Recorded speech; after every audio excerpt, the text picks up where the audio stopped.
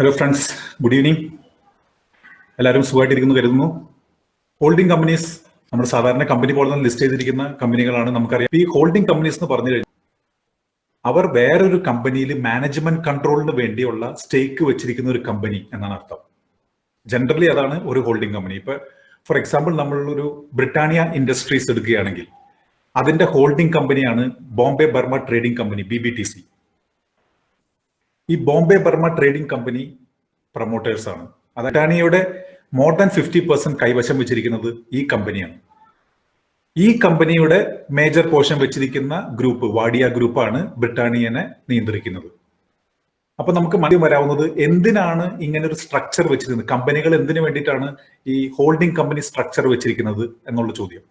അതിന്റെ ഉത്തരം പല കാരണങ്ങൾ കൊണ്ടാവാം. ഒന്ന്, trade secrets, intellectual property rights ഇതെല്ലാം സെപ്പറേറ്റ് ആയി വെക്കുന്നതിനും ലിറ്റിഗേഷൻ വരുമ്പോഴുള്ള ഒരു ലീഗാലിറ്റി ഇതിനു വേണ്ടിയിട്ടും അങ്ങനെ ചെയ്യാറുണ്ട്. മൂന്നാമത്തെ കാര്യം, പ്രൊമോട്ടേഴ്സിന് കുറച്ച് സ്റ്റേക്ക് കൊണ്ട് തന്നെ വലിയ ഒരു കമ്പനിയെ കൺട്രോൾ ചെയ്യാൻ സാധിക്കും. ഫോർ എക്സാമ്പിൾ നമ്മൾ പറയുകയാണ്, നമുക്ക് എല്ലാവർക്കും അറിയാം, ഒരു കമ്പനിയുടെ ഒരു absolute control of the management ഉണ്ടാകണമെന്നുണ്ടെങ്കിൽ അതിൽ 50% കൂടുതൽ ഷെയർ അതിൽ വേണ്ടേ. 50% കൂടുതലുള്ള സ്റ്റോക്സ് കയ്യിൽ വെച്ചിരിക്കുന്ന ഗ്രൂപ്പിനാണ് അതിന്റെ മാനേജ്മെന്റ് കൺട്രോൾ. കാരണം വേറെ ആരും അതിന് അവരെ കോമ്പീറ്റ് ചെയ്യാൻ വരില്ല, വേറെ അതിന്റെ ക്ലെയിം ആയിട്ട് വരില്ല. അപ്പൊ 1 lakh crore മാർക്കറ്റ് ക്യാപ്പ് ഉള്ള, വിപണി മൂല്യമുള്ള ബ്രിട്ടാനിയയുടെ കൺട്രോൾ ചെയ്യണമെങ്കിൽ 50% കൂടുതൽ എമൗണ്ട് ഇറക്കി 50% സ്റ്റോക്ക് കയ്യിലുള്ള ആള് തന്നെ വേണ്ടേ. അപ്പൊ 1 lakh crore ഉള്ള ബ്രിട്ടാനിയനെ കൺട്രോൾ ചെയ്യണമെങ്കിൽ ഒരാൾ അല്ലെങ്കിൽ ഒരു ഗ്രൂപ്പ് 50,000 കൂടുതലുള്ള കാശ് ഇറക്കണം. 50,000 കൂടുതൽ കാശ് ഇറക്കിയാൽ മാത്രമേ ബ്രിട്ടാനിയനെ കൺട്രോൾ ചെയ്യാൻ പറ്റുള്ളൂ. കാരണം അവരുടെ 1 lakh crore ആണ് ഏകദേശ കണക്കാണത് അതിന്. പക്ഷേ ഇവിടെ മാനേജ്മെന്റ് ഒരു ചെറിയ ഒരു ടെക്നിക്കൽ ഇത് ചെയ്തതിന് ശേഷം അവർ ഇതിനെ വേറൊരു കമ്പനി ഇതിനെ കൺട്രോൾ എടുക്കുന്നതായിട്ട് കാണിച്ചിട്ട് ആ കമ്പനിയുടെ കൺട്രോൾ 51% ഓഫ് 51% എന്ന ഇതിലാണ് വെച്ചിരിക്കുന്നത്. അതായത് BBTC കമ്പനിയിലാണ് ഈ പ്രൊമോട്ടേഴ്സ് സ്റ്റേക്ക് ഉള്ളത്. BBTC in fact controls Britannia. അപ്പോൾ 1 lakh crore ഉണ്ടെങ്കിൽ അതിന്റെ 50,000 crore കൈവശം വെച്ചിരിക്കുന്നത് BBTC ആണ്. ആ BBTCയുടെ 50% ഓർ ലിറ്റിൽ മോർ ദാൻ 50% കൈവശം വെച്ചിരിക്കുന്നതാണ് Wadia family, who controls Britannia. So അവർക്ക് 26,000 കോടി മാത്രമേ ആവശ്യമുള്ളൂ 1 lakh crore ഉള്ള കമ്പനിയിൽ അവർക്കൊരു ഇത് കിട്ടാനായിട്ട്, മാനേജ്മെന്റ് കൺട്രോൾ കിട്ടാൻ. അപ്പൊ മനസ്സിലായോ എന്തിനു വേണ്ടിയിട്ടാണ് ഇവരിങ്ങനെ ചെയ്യുന്നുള്ളത്. അപ്പോൾ അടുത്ത ചോദ്യം, എന്തുകൊണ്ടാണ് ഒരു ഡിസ്കൗണ്ട്? എക്സാമ്പിൾ, ഈ ഒരു ഹോൾഡിംഗ് കമ്പനി സ്ട്രക്ചർ വന്നു കഴിയുമ്പോൾ അതിന്റെ ഷെയർ പ്രൈസ്, അതിന്റെ മൂല്യം വളരെ കുറവായിരിക്കും. അതായത് BBTC ഏകദേശം 45,000 കോടി രൂപയുടെ ബ്രിട്ടാനിയ ഷെയർ കയ്യിൽ വെച്ചിരിക്കുന്നുണ്ടെങ്കിലും അതിന്റെ വിപണി മൂല്യം നോക്കിക്കഴിഞ്ഞാൽ 10,000 കോടിയോളൂ. ബാക്കിയുള്ള 35,000 എവിടെ പോയി? എന്തുകൊണ്ടാണ് ഈ കുറവ്? അതാണ് നമ്മൾ അടുത്ത് കാണാൻ പോകുന്നത്. അതെന്താണെന്ന് വെച്ച് കഴിഞ്ഞാൽ, ഏത് ഹോൾഡിംഗ് കമ്പനി ആയാലും ആ ഹോൾഡിംഗ് കമ്പനീസിന്റെ കയ്യിലിരിക്കുന്നത് മറ്റ് കമ്പനികളുടെ ഷെയർസ് ആയിരിക്കാം, വേറെ ലാൻഡ് ആയിരിക്കാം, പല ഇന്റലക്ച്വൽ പ്രോപ്പർട്ടി തിങ്സ് ആയിരിക്കും, അങ്ങനെ ഡിഫറെന്റ് കാര്യങ്ങളുണ്ടാവും. ഇതെല്ലാം അതിനെ വിറ്റ് അതിനെ സെയിൽ ചെയ്ത് അത് ഷെയർ ഹോൾഡേഴ്സിന് ഡിവൈഡ് ചെയ്ത് കൊടുക്കാന്ന് പറയുമ്പോൾ അതിൽ എന്തായാലും ഒരു ടാക്സ് ഇൻവോൾവ് ആണ്. ടാക്സും ബൾക്കായിട്ട് സെൽ ചെയ്യുമ്പോഴുള്ള ഒരു ഡിസ്കൗണ്ടും എല്ലാം കൂട്ടിയിട്ടാണ് അതുമ്പോൾ ഒരു 20-30% ഡിസ്കൗണ്ടിലാണ് എപ്പോഴും കോട്ട് ചെയ്യുക. കാരണം അതിന്റെ കാലതാമസം വരും, അതിന് ടാക്സ് വരും, ബ്രോക്കറേജ് ഉണ്ടാവും, എന്തെങ്കിലും കാരണങ്ങളുണ്ട്. എന്നാൽ അപ്പൊ up to 20-30% discount is normal. പക്ഷെ ഇവിടെ ചില കമ്പനികൾക്ക് 70-80% ഡിസ്കൗണ്ട് ആണ്, ചിലതിന് 90% വരെയുണ്ട്. ഇതാണ് നമ്മൾ ഇതിൽ മനസ്സിലാക്കി എടുക്കേണ്ടതും ഇൻവെസ്റ്റ് ചെയ്യേണ്ടതും. അപ്പൊ ഇത് ആരും പറഞ്ഞു തരില്ല. വേറെ നിങ്ങൾ പരതി കഴിഞ്ഞാലൊന്നും ഹോൾഡിംഗ് കമ്പനി എന്ന് പറഞ്ഞ് ഇത്ര ഒരു സ്ട്രെസ് ചെയ്ത് പറയണവർ ഉണ്ടാവില്ല. സാധാരണഗതിയിൽ നമ്മൾ ബ്രോക്കേഴ്സിനോട് ചോദിച്ചു കഴിഞ്ഞാൽ പറയും ഹോൾഡിംഗ് കമ്പനി വേണ്ട, ഹോൾഡിംഗ് കമ്പനീസ് ഒരിക്കലും ഒരു വാല്യൂ ഉണ്ടാവില്ല. അങ്ങനെ നമുക്ക് പറയാൻ പറ്റുമോ? അങ്ങനെയാണെങ്കിൽ നമ്മൾ റിലയൻസിൽ ഇൻവെസ്റ്റ് ചെയ്യോ? റിലയൻസ് 10 വർഷമായിട്ട് ഒട്ടും പെർഫോം ചെയ്തിരുന്ന കമ്പനിയാണ്, കഴിഞ്ഞ 3 വർഷത്തിൽ 3 ഇരട്ടിയായി. അപ്പൊ അതിൽ വാല്യൂ ഉണ്ടെങ്കിൽ എവിടെന്നെങ്കിലും ഇത് വരും. മറ്റേ അരി പത്താഴത്തിലുണ്ടെങ്കിൽ എലി കുട്ടനാട്ടിൽ നിന്ന് വരും എന്ന് പറയുന്ന പോലെ ഇതൊരു വാല്യൂ ഉണ്ടെങ്കിൽ ഇത് ഡെഫിനറ്റ്ലി വർക്ക് ചെയ്യും. There is value. ആ വാല്യൂ ഇങ്ങനെയാണ്. പക്ഷെ 2 തരം ഹോൾഡിംഗ് കമ്പനീസ് ഉണ്ട്. എന്താണത്? ഒന്ന്, ഒരു സ്ട്രാറ്റജിക് ഹോൾഡിംഗ്. ഇപ്പൊ ഫോർ എക്സാമ്പിൾ ഒരു ബിർള ഗ്രൂപ്പിന്റെ പിലാനി ഇൻവെസ്റ്റ്മെന്റ് എന്ന ഹോൾഡിംഗ് കമ്പനി, അവർക്ക് 10-50 കമ്പനികളുണ്ട് ഓർ മോർ. ബിർള ഗ്രൂപ്പിന് അവരുടെ പല ലിസ്റ്റഡ് കമ്പനികളും ഈ കമ്പനിയാണ് കൺട്രോൾ ചെയ്യുന്നില്ല, അതിന്റെ സ്റ്റേക്ക് വെച്ചിരിക്കുന്നു. അപ്പൊ ഇതെല്ലാം ഒരു പിലാനി ഇൻവെസ്റ്റ്മെന്റ്സ് എന്നൊരു കമ്പനി പല കമ്പനികളിലും century textiles, Grasim, ABCL, Hindalco, അങ്ങനെ വോഡഫോൺ ഐഡിയ, അതിലെല്ലാം ചെറിയ സ്റ്റേക്കെങ്കിലുമായിട്ട് പല സ്റ്റേക്കും അതിൽ വെച്ചതിന് ശേഷം ഈ കമ്പനിയുടെ സ്റ്റേക്ക് മാത്രം, ഈ കമ്പനിയിൽ ഒരു 51% സ്റ്റേക്കാണ് കുമാരമംഗലം ബിർള വെച്ചിരിക്കുന്നത് എന്നുള്ള പോലത്തെ. ഏകദേശം അങ്ങനെയല്ല, അവർക്ക് 2 ഹോൾഡിംഗ് കമ്പനീസ് ഉണ്ട്, വേറെ ഗ്രാസിം ഇൻഡസ്ട്രീസും ഉണ്ട്. അപ്പോൾ അങ്ങനെ ഒരു സ്ട്രാറ്റജി ഹോൾഡിംഗ് ആണിത്. അതായത് മറ്റ് കമ്പനികളെ കൺട്രോൾ ചെയ്യുന്നതിന് വേണ്ടി വെച്ചിരിക്കുന്നത്. അത് കാരണം അവർ വിൽക്കില്ല, അത് അവരുടെ ഫാമിലി സിൽവർ ആണ്. അവരെ എടുത്തത് വിറ്റ് അതിനെ കാശാക്കി നമ്മുടെ ഷെയർ ഹോൾഡിന് തരും എന്ന് കരുതുന്നത് അത്ര ശരിയായ കാര്യമല്ല. എന്നാൽ ചില കമ്പനികൾ ഒരു ഫിനാൻഷ്യൽ ഹോൾഡിംഗ് ആയിരിക്കും. അതിന് ആക്ച്വലി ഹോൾഡിംഗ് കമ്പനി എന്നുള്ള ഒരു ഡെഫിനേഷനിൽ വരുത്താൻ പറ്റില്ലെങ്കിലും അവരൊരു ഫിനാൻഷ്യൽ ഇൻവെസ്റ്റ്മെന്റ് ആയിട്ട് പല കമ്പനികളിലും സ്റ്റോക്സ് വാങ്ങിച്ചു വെച്ചിട്ടുണ്ടാവും. അപ്പൊ അതിൽ ഒരു സ്വന്തം കമ്പനിയുടെ സ്റ്റോക്ക് ഒരു ഫിനാൻഷ്യൽ ഹോൾഡിങ്ങിന് വേണ്ടിയിട്ടുള്ള ഈ സ്ട്രാറ്റജിക്കിന്റെ ഇതിന് വേണ്ടി കുറച്ച് വാങ്ങിച്ചിട്ടുണ്ടാവും. വേറെ അല്ലാതെ വിപണിയിലുള്ള പല സ്റ്റോക്കുകളും, ഫോർ എക്സാമ്പിൾ ടാറ്റ ഇൻവെസ്റ്റ്മെന്റിലെ എല്ലാ ടാറ്റ ഗ്രൂപ്പിലും അവർക്ക് ഷെയർ ഹോൾഡിംഗ് ഉണ്ട്. Titan, Tata power, TCS, Tata consumer, Tata chemicals, എല്ലാത്തിലും ഉണ്ട്. ഇത് കൂടാതെ അവർക്ക് ICICI bank, HDFC bank, ഇൻഫി, ACC, L&T ഇതെല്ലാം ഉണ്ട്. അപ്പൊ അവർക്ക് അതൊരു മ്യൂച്വൽ ഫണ്ട് പോലെ തന്നെയാണ്. അപ്പോൾ ഈ കാണുന്ന ഫിനാൻഷ്യൽ ഇൻവെസ്റ്റ്മെന്റ് ഉള്ള ഹോൾഡിംഗ് കമ്പനീസിനെ നമുക്കൊരു മ്യൂച്വൽ ഫണ്ട് ആയിട്ട് കാണാൻ പറ്റും. ഈ മ്യൂച്വൽ ഫണ്ട് പോലെ തന്നെ ഇത് പ്രവർത്തിക്കുന്നു. ബ്രിട്ടാനിയയുടെ ഞാൻ എക്സ്പ്ലെയിൻ ചെയ്തത് ഒന്നും കൂടി ഞാൻ അതിന്റെ കണക്കുകൾ കാണിച്ചു തരാം. ഇന്നത്തെ ഇതിൽ കാണുന്നത് ഹോൾഡിംഗ് കമ്പനീസിന്റെ ഒന്നും കണ്ടു. ഇനി എന്തുകൊണ്ടാണ് ഡിസ്കൗണ്ട് അതും കണ്ടു. എപ്പോഴെങ്കിലും ഇതിന്റെ വാല്യൂ അൺലോക്ക് ചെയ്യോ? ഇത് പാസ്റ്റിൽ എങ്ങനെയായിരുന്നു? മുമ്പ് ഇതുപോലെ അതിന്റെ വാല്യൂ അൺലോക്ക് ചെയ്ത് കണ്ടിട്ടുണ്ടോ? അതോ എപ്പോഴും ഇങ്ങനെ തന്നെ ഇരിക്കുമോ? എന്തുകൊണ്ടാണ് പല ഹോൾഡിംഗ് കമ്പനീസും പല വിധത്തിലിരിക്കുന്നത്? പല യൂണീക്ക് എന്ന് പറയാൻ കാരണം എന്താണ്? അതാണ് ഞാൻ പറഞ്ഞു, സ്ട്രാറ്റജിക് ഇൻവെസ്റ്റ്മെന്റും ഫിനാൻഷ്യൽ ഇൻവെസ്റ്റ്മെന്റുമായിട്ടാണ് മ്യൂച്വൽ ഇതുകളുള്ളത്.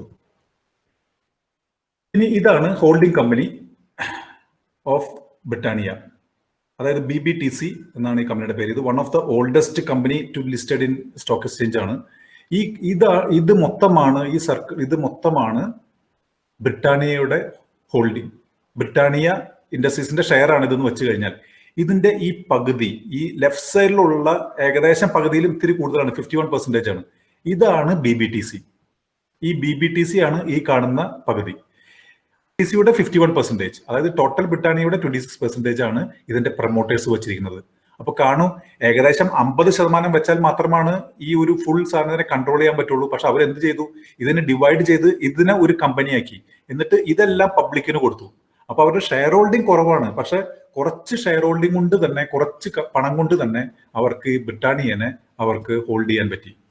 അപ്പൊ BBTC holds more than 50% in Britannia. ഇനി ബ്രിട്ടാനിയയുടെ മാർക്കറ്റ് ക്യാപ്പ് 93,000 crores ആണ്, പക്ഷെ BBTCയുടെ 10,000 crores ഉള്ളൂ. അപ്പൊ വാല്യൂ ഓഫ് BBTC ഇതിലുള്ള ഷെയറിന്റെ വാല്യൂ അറൌണ്ട് 47,000 crores ആണ്. 47,000 crores കാര്യമാണ് നമുക്ക് 10,000 crores കിട്ടുന്നത്. അപ്പോൾ കണ്ടോ, ഈ ഒരു വ്യത്യാസം കണ്ടോ? 46,000 കാര്യം നമുക്ക് 10,000 crores കിട്ടണം. അതായത് നിങ്ങളൊരു BBTCയുടെ വില, ഒരു BBTC ഷെയർ ഇപ്പോൾ വാങ്ങിക്കുമ്പോൾ നിങ്ങൾ ബ്രിട്ടാനിയ ഒരു 80% ഡിസ്കൗണ്ട് വാങ്ങിക്കുന്നതിന് പോലെയാണ്. നിങ്ങൾ ഒരു 600 rupeesന് ബ്രിട്ടാനിയ വാങ്ങിക്കുന്നത് പോലെയാണ് ഇപ്പോൾ ഒരു BBTCനെ വാങ്ങിച്ചു കഴിഞ്ഞാൽ. അപ്പോൾ നമ്മൾ ഈ ഒരു മ്യൂച്വൽ ഫണ്ട് പോലെ തന്നെ നമുക്ക് ഇതിനെ ട്രീറ്റ് ചെയ്യാൻ പറ്റും. എന്നാൽ മ്യൂച്വൽ ഫണ്ടിലാണെങ്കിൽ നമുക്ക് നെറ്റ് അസറ്റ് വാല്യൂവിൽ തന്നെ അത് ഫണ്ടേഴ്സ് നമുക്ക് അതിന്റെ പണം തരേണ്ടിയിരിക്കും. നമ്മളൊരു മ്യൂച്വൽ ഫണ്ട് എടുത്തു കഴിഞ്ഞാൽ, ഒരു മ്യൂച്വൽ ഫണ്ട് എങ്ങനെയാണ് വർക്ക് ചെയ്യുന്നത്? അതിന്റെ ഉള്ളിലുള്ള എല്ലാ കമ്പനികളുടെയും എത്രയാണ് അതിന്റെ സ്റ്റോക്ക് വാല്യൂ നോക്കി എല്ലാം ആഡ് ചെയ്തിട്ട് divided by number of units. അപ്പൊ നമുക്കൊരു യൂണിറ്റിന്റെ വാല്യൂ കിട്ടും. അതാണ് നെറ്റ് അസറ്റ് വാല്യൂ. അതായത് ആ നെറ്റ് അസറ്റ് വാല്യൂ 100 ആണെന്നുണ്ടെങ്കിൽ ആ 100 രൂപ കൊടുത്തു കഴിഞ്ഞാലാണ് നമുക്ക് മ്യൂച്വൽ ഫണ്ട് കിട്ടുക, മ്യൂച്വൽ ഫണ്ടിന്റെ ഒരു യൂണിറ്റ് കിട്ടുക. എന്നാൽ ഇവിടെ നോക്കൂ, ഇത് തന്നെ ഒരു മ്യൂച്വൽ ഫണ്ട് പോലെയാണ്. In the case of BBTC ഒരു ഷെയർ മാത്രമേ ഉള്ളൂ. ഈ ഒരു കമ്പനിയുടെ ഒരു സ്റ്റോക്ക് വാങ്ങിക്കഴിഞ്ഞാൽ അതിൽ നിന്നും നമുക്ക് 100 രൂപയുടെ സ്ഥാനത്ത് നമ്മൾ കൊടുക്കേണ്ടത് വെറും 21 രൂപയാണ്. 79% ഡിസ്കൗണ്ട് എന്ന് പറഞ്ഞു കഴിഞ്ഞാൽ 21 രൂപ മാത്രം കൊടുത്തു കഴിഞ്ഞാൽ, അല്ലെങ്കിൽ 20 രൂപ കൊടുത്തു കഴിഞ്ഞാൽ നമുക്ക് ഇതിന്റെ ഒരു സ്റ്റേക്ക് കിട്ടുകയാണ്. ഇനി എപ്പോഴാണ് ഈ ഡിസ്കൗണ്ട് ഇനി അത് കുറഞ്ഞ് അത് ആ ഡിസ്കൗണ്ട് നാരോ ചെയ്യുക, അതായത് ഒരു 60% ആയി, അങ്ങനെ ഈ ഡയറക്ഷനിലേക്ക് മാത്രമേ പോകുന്നു എന്നർത്ഥമില്ല. ചിലപ്പോൾ മുകളിലേക്ക് പോകാം. അതൊരു ബുള്ളിഷ് മാർക്കറ്റ് വരുമ്പോൾ, ആളുകൾ വാല്യൂവിന് വേണ്ടി പരക്കം കൂടും. എവിടെയാണ് വാല്യൂ എന്ന് നോക്കാൻ വേണ്ടിയിട്ട് അവിടേക്ക് ഇവിടേക്കും പോയി ഏത് കമ്പനിയിലാണ് വാല്യൂ എന്ന് നോക്കുന്ന സമയത്തായിരിക്കാം ഈ BBTCയുടെ ഡിസ്കൗണ്ട് എല്ലാം നാരോ ചെയ്ത്, മുമ്പ് ഒരു 2 മാസം മുമ്പ് ഒരു 84% ആയിരുന്നു ഡിസ്കൗണ്ട്, അത് കുറഞ്ഞ് ഇപ്പൊ 79. ഇനി ചിലപ്പോൾ അത് 70 ആവും, 60 ആവാം ഓവർ ദ ഇയേഴ്സ്. പക്ഷെ അടുത്ത ആഴ്ചയാവും, അടുത്ത മാസമാവും എന്ന് പറയാൻ പറ്റില്ല. ചിലപ്പോൾ ഡെക്കേഡ്സ് തന്നെ വേണ്ടി വന്നേക്കാം. അതിനുശേഷമായിരിക്കാം ഇത് സംഭവിക്കുന്നത്. അങ്ങനെ സംഭവിക്കുമെന്ന് 100% ഉറപ്പുണ്ടോ? 100% ഉറപ്പില്ല. പക്ഷെ ഇതിൽ ഏതിലെങ്കിലും ഒരു കമ്പനിയിൽ നമ്മൾ പറയില്ലേ, ഇതിൽ വാല്യൂ ഉണ്ടെന്നുണ്ടെങ്കിൽ എപ്പോഴെങ്കിലും ഇത് അൺലോക്ക് ചെയ്യും എന്നുള്ളത്.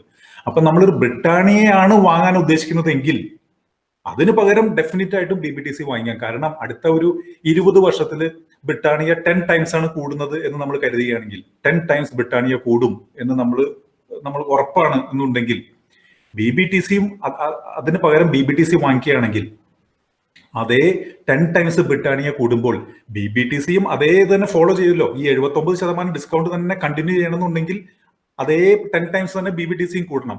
അത് കൂടാതെ ഒരു ബുള്ളിഷ് സൈക്കിൾ ഇതിനകത്ത് വരുമ്പോൾ ഇതിന്റെ ഡിസ്കൗണ്ട് കുറഞ്ഞ് ഒരു *2 ഡബിളിംഗ് കൂടി അടുത്ത 10-15 വർഷത്തിനുള്ളിൽ ഉണ്ടാവും എന്നാണ് ഞാൻ കരുതുന്നത്. അപ്പൊ അതിനങ്ങനെ റൂൾ ഒന്നും ഇല്ല, അങ്ങനെ ഉറപ്പല്ല. പക്ഷെ ഞാൻ തീർച്ചയായിട്ടും ഉദ്ദേശിക്കുന്നത് ഒരു 10-15 വർഷത്തിനുള്ളിൽ മാർക്കറ്റ് മുകളിലേക്ക് പോകുമ്പോൾ ഇത് സംഭവിക്കാം എന്നുള്ളതാണ്. അത് കാരണം BBTC ഇതിൽ ഡിസ്കൗണ്ട് ഉണ്ട് എന്ന് പറഞ്ഞ് വാങ്ങുന്നതിനേക്കാൾ ഒരു ബ്രിട്ടാനിയ പോലെയുള്ള നല്ല വലിയ ഒരു FMCGയിൽ ഇൻവെസ്റ്റ് ചെയ്യണം, ഇത്രയും വലിയ കൺസംഷൻ ഇതുള്ള ഒരു ഇന്ത്യയിൽ ബ്രിട്ടാനിയയിൽ ഇൻവെസ്റ്റ് ചെയ്യണം എന്ന് കരുതുന്നവർ BBTC ആണ് അതിന് പകരമായിട്ട് ഇൻവെസ്റ്റ് ചെയ്യേണ്ടത്. ചാനലുകൾ സബ്സ്ക്രൈബ് ചെയ്തിട്ടില്ലെങ്കിൽ ഉടനെ ചെയ്യൂ, നിങ്ങളുടെ ഫ്രണ്ട്സിന് അയച്ചു കൊടുത്തത്. വളരെ ഇപ്പൊ കഴിഞ്ഞ 3-4 ദിവസത്തിൽ നമ്മൾ മുമ്പ് ഡിസ്കസ് ചെയ്തതും അല്ലാത്തതുമായ കാര്യങ്ങൾ, ഈ മീറ്റിംഗിൽ ഇല്ലാത്തതും ഞാൻ അതിൽ ചെയ്യുന്നുണ്ട്. പല സ്റ്റോക്കുകളെ പറ്റിയും ഞാൻ അത് ഇടുന്നതായിരിക്കും. ഇപ്പൊ കഴിഞ്ഞ ആഴ്ച IDFC നമ്മൾ ഇട്ട് 2 ദിവസം കൊണ്ട് തന്നെ അത് 40-45% കൂടിയിരുന്നു. അപ്പൊ അതുപോലെ പലതും നമ്മൾ ഇടുന്നതായിരിക്കും. അപ്പൊ അത് മിസ് ചെയ്തിരിക്കാനായിട്ട് സബ്സ്ക്രൈബ് ചെയ്യുക മാത്രമല്ല, അതിൽ പോയി അതിൽ ബെല്ലൈക്കൺ പ്രസ് ചെയ്ത് അതിന് നോട്ടിഫിക്കേഷൻസും കിട്ടുക. അല്ലെങ്കിൽ 2 ദിവസം വൈകിട്ടായിരിക്കും ഇതുപോലുള്ള അതുകൾ കിട്ടുക. അത് മാത്രമല്ല, അങ്ങനെ BBTC സ്വർണ്ണമെങ്കിലും അതുപോലെ നമ്മൾ ബജാജ് ഫിനാൻസിന്റെ നോക്കിക്കഴിഞ്ഞാൽ ബജാജ് ഫിൻസർവ് എല്ലാം എത്ര ഇരട്ടി കഴിഞ്ഞ ഒരു 10-15 കൊല്ലം കൊണ്ട് അത് 500 ഇരട്ടിയൊക്കെയാണ് കൂടിയിരിക്കുന്നത്. അങ്ങനെയുള്ള കമ്പനി അതാണ് ഇന്ത്യയിലെ ഏറ്റവും വലിയ NBFC. ഈ NBFCയിൽ നമുക്ക് ഇൻവെസ്റ്റ് ചെയ്യണമെന്ന് ആഗ്രഹമുണ്ടെങ്കിൽ അതിന്റെ ഒരു ഹോൾഡിംഗ് കമ്പനിയാണ് മഹാരാഷ്ട്ര സ്കൂട്ടേഴ്സ്. അപ്പൊ ഞാൻ ഇനി അടുത്ത ആഴ്ചകളിൽ ഇതാണ് കുറച്ചൊരു സ്റ്റോക്ക് ടോക്ക് പോലെ ഞാൻ എന്റെ യൂട്യൂബ് ചാനലിൽ ഞാൻ ഇതിനെ പോസ്റ്റ് ചെയ്യാം. ഈ കമ്പനികളുടെ ഒരു ബാസ്ക്കറ്റ് നമ്മൾ ഉണ്ടാക്കി നമ്മൾ ഒരു പാർട്ട് അതിൽ ഇൻവെസ്റ്റ് ചെയ്യണം. എല്ലാം ഇതിലൊന്നും ഞാൻ പറയുന്നില്ല. ഒരു ഇൻവെസ്റ്റ് ചെയ്യുകയാണെങ്കിൽ ഇതൊരു മ്യൂച്വൽ ഫണ്ട് പോലെയാണ്. നമ്മൾ 1 ലക്ഷം 20 ലക്ഷം രൂപ ഇൻവെസ്റ്റ് ചെയ്യുകയാണെങ്കിൽ 80% ഡിസ്കൗണ്ട് ഉണ്ടെങ്കിൽ ഏകദേശം 1 കോടി വാല്യൂ ഉള്ളതാണ് ഇപ്പൊ തന്നെ. അതായത് വളരെ നമുക്ക് കണ്ണുകൊണ്ട് തന്നെ കാണാം. നമുക്ക് സാധാരണ കമ്പനിക്ക് അങ്ങനെ പറയാൻ പറ്റും. ഇപ്പൊ റിലയൻസ് ഇൻഡസ്ട്രീസിന് വാല്യൂ ഉണ്ട്, അതിന്റെ വില ഇപ്പോൾ എത്രയാണ്? 2000 രൂപയാണ്. പക്ഷെ ഒരു 3000 രൂപയ്ക്കുള്ള വാല്യൂ അതിലുണ്ട്, അതങ്ങനെ കൂടും. അങ്ങനെ പറയുന്നത് പോലെ അല്ല ഇത് കാരണം ഇത് കണ്ണിൽ തന്നെ നമുക്ക് കാണാൻ പറ്റും. കാരണം ഈ ഡിസ്കൗണ്ട് ഓൾറെഡി ഉള്ളത് കമ്പനിയിലുള്ള value it's a different thing. ഇത് കൂടാതെ ഈ ഒരു ആർബിട്രേജ് ഓപ്പർച്യൂണിറ്റി എന്ന് പറയും, അതിന്റെ അപ്പോൾ തന്നെ നമുക്ക് നേടാവുന്ന ഒരു ഓപ്പർച്യൂണിറ്റി അതിലുള്ളതായിട്ട് നമുക്ക് കാണാം. അപ്പോൾ ഇതൊരു മ്യൂച്വൽ ഫണ്ട് പോലെ തന്നെയാണ്. പക്ഷെ 21 രൂപയ്ക്ക് വാങ്ങിച്ചു കഴിഞ്ഞാൽ അടുത്ത ആഴ്ച പോയി ഇതിന് കിട്ടില്ല. വളരെ കാലം ചിലപ്പോൾ കാത്തിരിക്കേണ്ടി വന്നാലും ഇതൊരു നല്ല ഇൻവെസ്റ്റ്മെന്റ് ആണ്. ഇതുപോലെ പല ഗ്രൂപ്പുകൾക്കും ഇതുപോലെ ഹോൾഡിംഗ് കമ്പനി ഉണ്ട്. ബിർലാസിന്റെ ഞാൻ പറഞ്ഞു. അതുപോലെ Godrej industries is the holding company which holds shares in Godrej properties, Godrej Agrovet, അങ്ങനെ പല ഗോദ്രേജ് ഗ്രൂപ്പുകളിലും. അതുപോലെ ടാറ്റ ഇൻവെസ്റ്റ്മെന്റ്സ് ഞാൻ പറഞ്ഞു. അതുപോലെ സ്റ്റെൽ holding of the RPG group. സ്റ്റെൽ holdings എന്നുള്ളത് കേരള ബേസ്ഡ് ആയിട്ട് കൊച്ചിയിൽ രജിസ്റ്റർ ചെയ്തിരിക്കുന്ന സെന്റിനൽ ടി എസ്റ്റേറ്റ്സ് ലിമിറ്റഡ് എന്ന ചെറിയൊരു കമ്പനിയായിരുന്നു. അത് അവരതിന്റെ ഹോൾഡിംഗ് കമ്പനി ആക്കിയപ്പോൾ അതിന്റെ ഷെയർസ് എല്ലാം ഹോൾഡിംഗ് ആക്കി പല കമ്പനികളും അതിനകത്താണ് വരുന്നത്. ഇനി ഈ കമ്പനികളുടെ വാല്യൂ പതുക്കെ പിടിച്ച് ചിലപ്പോൾ ഇതിന്റെ കുറയാം. ഇപ്പൊ അമേരിക്കയിലൊക്കെ നോക്കിക്കഴിഞ്ഞാൽ തന്നെ അതും കൂടി വെച്ചിട്ടാണ് 30% ഏകദേശം ഒരു വേൾഡ് നിരക്ക് എന്ന് പറയുന്നത്. മുമ്പ് ഒരു 1960 വരെ ആ ഹോൾഡിംഗ് കമ്പനീസിന് എപ്പോഴും ഒരു പ്രീമിയം ആയിരുന്നു ഉണ്ടായിരുന്നത്. പിന്നീട് അത് ഡിസ്കൗണ്ടിലേക്ക് ആയി. പക്ഷെ ഇതിനൊരു റീസൺ വേണമല്ലോ. അതിന്റെ റീസൺ ഞാൻ ആലോചിച്ചപ്പോൾ 30% വരെ യെസ് ഓക്കെ മനസ്സിലായി. അതിന് താഴേക്കുള്ള എന്നുള്ളത് അത് ജസ്റ്റിഫൈഡ് അല്ല. ഇൻ ഫ്യൂച്ചറിലും മേ ബി 20 ഇയേഴ്സ് കഴിഞ്ഞിട്ടാവാം ഇത് ശരിയല്ലല്ലോ എന്നുള്ള ഒരു ഇത് വന്ന് നമുക്ക് വേണമെന്നുണ്ടെങ്കിൽ പിന്നീട് നല്ലൊരു റിട്ടേൺ ചിലപ്പോൾ ഇതിൽ നിന്ന് കിട്ടിയിരിക്കും. പക്ഷെ അതുവരെ ഡെഡ് ഇൻവെസ്റ്റ്മെന്റ് ആയിട്ട് അത് കിടക്കില്ല. അത് ഉള്ളപ്പോൾ അതിന്റെ അണ്ടർലൈങ് ഉള്ള ഓപ്പറേറ്റിംഗ് കമ്പനികളുടെ അതേ ഗ്രോത്ത് തന്നെ ഇതിന് കിട്ടാനുള്ള സാധ്യതയാണ് വളരെ കൂടുതൽ. 98% അങ്ങനെ കിട്ടും. അത് കൂടാതെ 98% കിട്ടുമെന്ന് മാത്രമല്ല, അതിന്റെ ഇരട്ടി ഒരു പെർഫോമൻസിൽ പോകുന്നതാണ് ഞാൻ കരുതുന്നത്. അപ്പോൾ ഇതാണ് ഒരു സ്ട്രാറ്റജി. ഇപ്പൊ നമ്മൾ ഈ ഷെയർ മാർക്കറ്റിലും സ്റ്റോക്ക് മാർക്കറ്റിലൊക്കെ ഇൻവെസ്റ്റ് ചെയ്യുമ്പോൾ ഇതിനൊരു ഈ ഡിഫറെന്റ് സ്ട്രാറ്റജീസ് കൂടി പോകണം. നമുക്ക് ഒരു പെർട്ടിക്കുലർ സ്ട്രാറ്റജി ഇല്ല ഒന്നിനും. അങ്ങനെയാണെന്നുണ്ടെങ്കിൽ എല്ലാവരും ധനവാന്മാരായിരുന്നില്ലേ ആദ്യത്തെ 2 കൊല്ലം കൊണ്ട് തന്നെ. ഇതിനില്ല. അപ്പൊ നമ്മൾ എപ്പോഴും ഇതൊരു ഡൈവേഴ്സിഫിക്കേഷൻ ആണ്, ഈ ഡൈവേഴ്സിഫൈങ് തിങ്. അപ്പൊ നമ്മൾ ഒരു 2 ലക്ഷം രൂപ ഇൻവെസ്റ്റ് ചെയ്യുകയാണെങ്കിൽ 10 ലക്ഷം ഇൻവെസ്റ്റ് ചെയ്ത പോലെയാണ്. ഒരു തടവ് സ്വന്ന 100 തടവ് സ്വന്തമാരി എന്ന് പറയുന്ന പോലെ 2 ലക്ഷം രൂപ ഇട്ട് കഴിഞ്ഞാൽ 10 ലക്ഷത്തിന്റെ വാല്യൂ ആണ്. അപ്പൊ എന്താണ് അതിന്റെ ഗുണം എന്ന് വെച്ച് കഴിഞ്ഞാൽ, ഇനി മാർക്കറ്റ് ഒന്ന് ഇടിഞ്ഞു, നമ്മുടെ സ്റ്റോക്ക് ഒക്കെ 20% കുറഞ്ഞു, അത് അപ്പൊ ഹോൾഡിംഗ് കമ്പനി കുറയാം. ഇപ്പൊ ഈ BBTC തന്നെ 4 മാസം മുമ്പ് 500 രൂപയായിരുന്നു, അതാണ് ഇപ്പോൾ 1400 ആയി നിൽക്കുന്നത്. അപ്പോൾ ഇന്നത്തെ സ്റ്റോക്ക് ടോക്കും BBTC ആണ്. BBTC അടുത്ത 1 മാസത്തേക്ക് 2 മാസത്തേക്കുള്ളതല്ല, ഒരു ലോങ് ടൈം ഇൻവെസ്റ്റ്മെന്റിന് വേണ്ടിയിട്ട് BBTCനെ ഞാൻ വിചാരിക്കുന്നു അത് നല്ലോണം പെർഫോം ചെയ്യാൻ. കാരണം ബ്രിട്ടാനിയ മുതലായ FMCG കമ്പനികൾ, HUL, ബ്രിട്ടാനിയ, ITC, ഇതെല്ലാം വളരെ എക്സ്പെൻസീവ് ആണ്. എക്സ്പെൻസീവ് ആണ്, ഒരു ലെവലിൽ നോക്കുമ്പോൾ വളരെ എക്സ്പെൻസീവ് ആണ്. വേറെ നോക്കുമ്പോൾ ഇന്ത്യയുടെ കൺസ്യൂമറിസം ഭയങ്കരമായി കൂടുന്ന ഡെമോഗ്രഫി ഇതെല്ലാം നോക്കുമ്പോൾ അതിന്റെ വാല്യുവേഷൻസ് ഒക്കെ ജസ്റ്റിഫൈഡ് ആണെന്ന് പറയാം.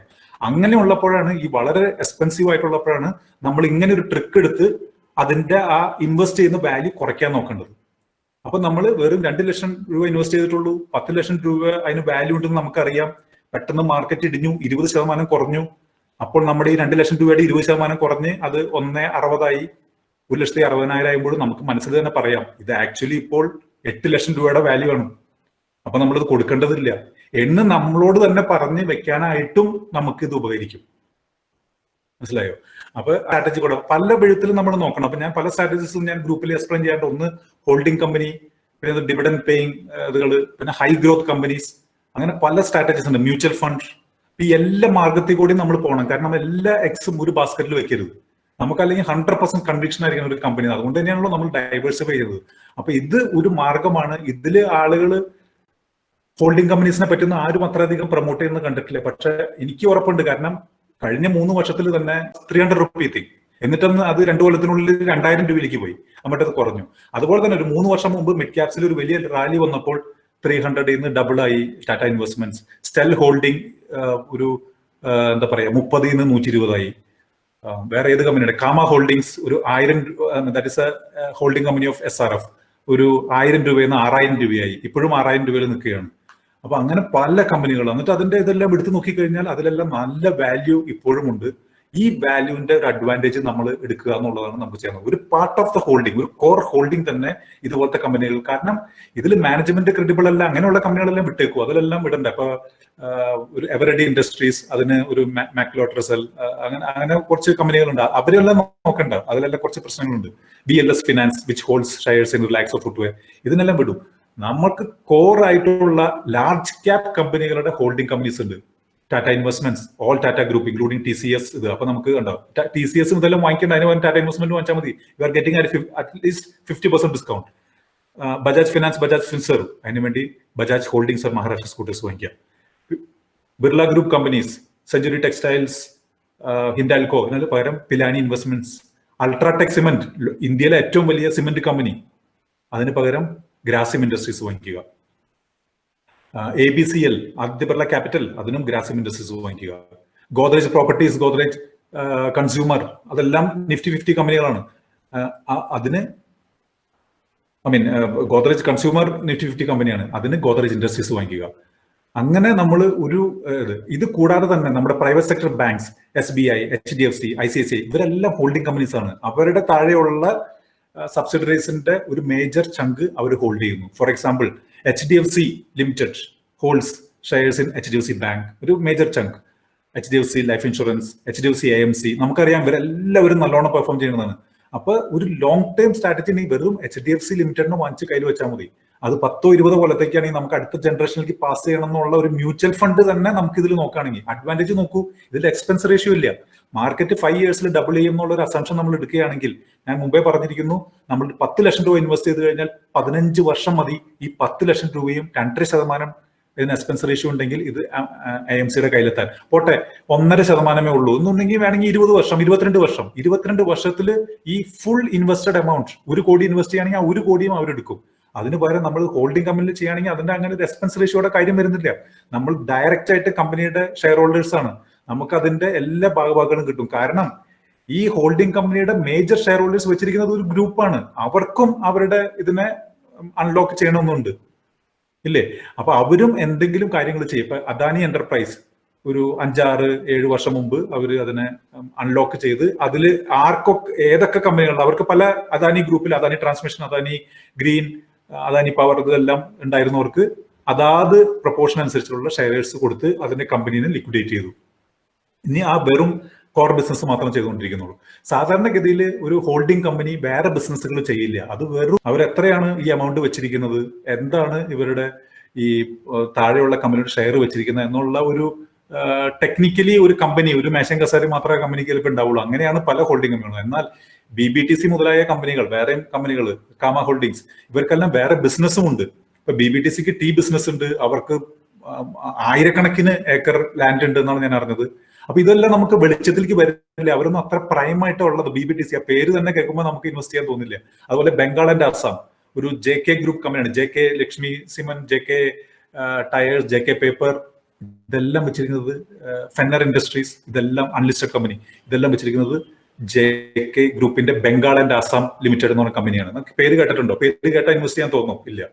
പക്ഷെ അപ്പൊ ഇതുപോലെ വാല്യൂ ഉണ്ട്. ഇങ്ങനെയുള്ള കമ്പനികൾ ഒരു ബുള്ളിഷ് സൈക്കിൾ വരുമ്പോൾ 4-5 ഇരട്ടി പെട്ടെന്ന് ആവാറുണ്ട്. അത് 2 കൊല്ലം മുമ്പ് തന്നെ ഉള്ള ഈ എല്ലാ ഹോൾഡിംഗ് കമ്പനികളുടെയും ഒരു 3 വർഷം മുമ്പുള്ള ആ ഒരു നീക്കം നോക്കിയാൽ നമുക്ക് മനസ്സിലാവും. അപ്പൊ പലരും ഇതിനെ നോട്ടമിട്ട് ഇരിക്കുന്നുണ്ട്. വലിയ ഒരു ഹൈപ്പ് ഇല്ലാത്ത സമയത്ത് തന്നെ ഇത് വാങ്ങിച്ച് സൈഡിലേക്ക് മാറ്റി വെക്കുന്നതാണ് ഏറ്റവും നല്ല ഇതിന്റെ കൺസെപ്റ്റ്. മനസ്സിലായോ? അതിന് ഇത് വാങ്ങിച്ചോ അടുത്ത ആഴ്ച കൂടും എന്നുള്ള കൺസെപ്റ്റ് അല്ല പറഞ്ഞത്. ഇത് നിങ്ങൾ തന്നെ വീട്ടിൽ പോയി ഹോംവർക്ക് ചെയ്ത് നിങ്ങൾ തന്നെ ഇത് ശരിയാണോ എന്നുള്ള ഒരു ഈ ഹോൾഡിംഗ് കമ്പനിയുടെ കൺസെപ്റ്റ് മനസ്സിലാക്കണം. എങ്ങനെയാണ് ഇത് കൂടുന്നത്, ആ ഒരു സ്ട്രാറ്റജി. ഇതിനൊന്നും ടാർഗറ്റോ ഇതൊന്നും പറയാൻ നമ്മൾ ആരുമല്ല. പക്ഷെ ഇതിലൊരു വാല്യൂ ഇല്ലേ? വാല്യൂ അൺലോക്ക് ചെയ്യാണ്ടിരിക്കാനുള്ള കാരണങ്ങൾ എന്താണ് എന്ന് നോക്കിക്കഴിഞ്ഞാൽ അതിനൊരു കാരണമില്ല. അതൊക്കെ അൺലോക്ക് ചെയ്യണം. BPTC ഇല്ലേ, അത് ബ്രിട്ടാനിയ കൂടാതെ വേറെ ഏതെങ്കിലും കമ്പനിനെ ഹോൾഡ് ചെയ്യുന്നുണ്ടോ? വേറെ പല നാഷണൽ പെറോക്സൈഡ്, ബോംബെ ഡൈങ്, അതുകൂടാതെ ഗോ എയർ പ്രൈവറ്റ് കമ്പനിയാണ്, അതിലൊക്കെ ഹോൾഡിങ്സ് ഉണ്ട്. മെയിൻ ഹോൾഡിംഗ് ബ്രിട്ടാനിയാണ്. ആ ബ്രിട്ടാനിയയുടെ ഹോൾഡിംഗിന്റെ മാർക്കറ്റ് ക്യാപ്പ് മാത്രം വെച്ചിട്ടാണ് ഈ 79% ഡിസ്കൗണ്ട് എന്ന് പറഞ്ഞത്. വേറെ ഇനി ബോംബെ ഡൈങ്ങോ അതല്ല, അതെല്ലാം ചെറിയ ഹോൾഡിങ്സ് ആണ്. അതെല്ലാം കൂട്ടിയാൽ വേണമെന്നുണ്ടെങ്കിൽ 81% എന്ന് പറയാൻ പറ്റും. പിന്നെ അതിലുള്ള ലാൻഡ് വാല്യൂ നോക്കിക്കഴിഞ്ഞാൽ 90% അങ്ങനെ വേണ്ടി പോവാം. നമുക്ക് അതിന്റെ ഒന്നും വിവരം കുറവാണ്, എത്രയാണ് ലാൻഡ് ഉള്ളതെന്നൊക്കെ. കാരണം അതൊക്കെ കോസ്റ്റ് പ്രൈസ് ആണ് അവരുടെ ആനുവൽ റിപ്പോർട്ടിൽ കാണിച്ചിരിക്കുന്നത്, പണ്ട് വാങ്ങിച്ചത് അവരുടെ കയ്യിലുള്ളത്. അപ്പൊ ഇത് 100 കണക്കിന് വർഷം പഴക്കമുള്ള കമ്പനിയാണ്. അപ്പൊ ഇതിന് പല അസറ്റ്സ് ഉണ്ടാകും. ഇതെല്ലാം പിന്നീട് ഒരു റീസ്ട്രക്ചറിങ് വരുമ്പോഴാണ് ഇത് പിന്നീട് നമ്മൾ അറിയുക. കാരണം ഫോർ എക്സാമ്പിൾ ഈ വെരി റീസെന്റ് ലാസ്റ്റ് 2 മാസത്തിൽ തന്നെ BTC ഒരു തീരുമാനം എടുത്തു. അവരുടെ 5% ഓഫ് ദ ബ്രിട്ടാനിയ സ്റ്റേക്ക് അവർ മാർക്കറ്റിൽ കൊടുക്കുകയാണ്, കൊടുത്ത് കാശ് റേസ് ചെയ്യുന്നു പല കാരണങ്ങൾക്കായിട്ട്. അപ്പൊ ഒന്ന് ആലോചിച്ച് നോക്കൂ, ഇവരുടെ മാർക്കറ്റ് ക്യാപ്പ് ആ സമയത്ത് 2 മാസം മുമ്പ് 7000 കോടി ഉണ്ടായിരുന്നുള്ളൂ. 5% കൊടുത്തു കഴിഞ്ഞാൽ വാങ്ങിക്കാൻ ആളുകൾ ക്യൂ നിൽക്കുകയാണ്. കൊടുത്തു കഴിഞ്ഞാൽ കിട്ടുന്ന എമൗണ്ട് 90,000 crores ആണ് 100% ഓഫ് ബ്രിട്ടാനിയ, 4,500 crores കിട്ടുന്നു. അപ്പൊ വെറും 5% ഓഫ് ബ്രിട്ടാനിയ കൊടുത്തപ്പോൾ തന്നെ 4,500 crores, അത് 70% of market cap of BPTC വന്നു കഴിഞ്ഞു. അപ്പൊ അതിനി നമ്മൾ ഷെയർ ഹോൾഡേഴ്സിനല്ല, ഒന്നെങ്കിൽ നമുക്ക് തരുമായിരിക്കാം, അല്ലെങ്കിൽ അവർ വേറെ എന്തെങ്കിലും സ്ട്രാറ്റജിക് ഇൻവെസ്റ്റ്മെന്റിനായിരിക്കാം, കമ്പനി പുതിയ എന്തെങ്കിലും തരം തുടങ്ങാനായിരിക്കാം. അങ്ങനെ കണ്ട അതിൽ വാല്യൂ ഉണ്ടെങ്കിൽ പല വിധത്തിൽ അതിന്റെ മാനേജ്മെന്റ് അതിനെ അൺലോക്ക് ചെയ്യാൻ നോക്കും. നിങ്ങൾക്ക് വീഡിയോ ഇഷ്ടപ്പെട്ടു എന്ന് കരുതട്ടെ. നിങ്ങളുടെ ഫ്രണ്ട്സിനും ഇത് നിങ്ങൾ എത്തിക്കണമെന്ന് നിങ്ങൾ ആഗ്രഹിക്കുന്നുണ്ടെങ്കിൽ അത് ഷെയർ ചെയ്യുക, ഈ വീഡിയോ ലൈക്ക് ചെയ്യുക, എൻ്റെ ചാനൽ സബ്സ്ക്രൈബ് ചെയ്യുക, ബെൽ ബട്ടണിൽ ക്ലിക്ക് ചെയ്യുക. Thank you for watching.